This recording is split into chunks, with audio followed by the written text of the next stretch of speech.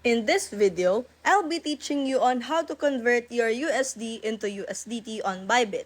So first, you need to access your Bybit on your application or your web browser.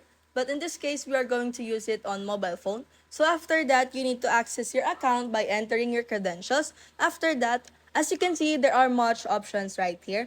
You just have to click on the P2P trading, and you need to go on the buy section since we are going to buy a USDT and you will going to pay on USD. So just find right here which wanted you want to buy.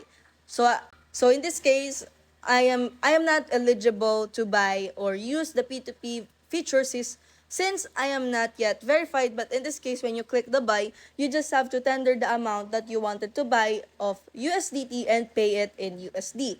Also, it is also indicated right here at the bottom which payment method they are only accepting.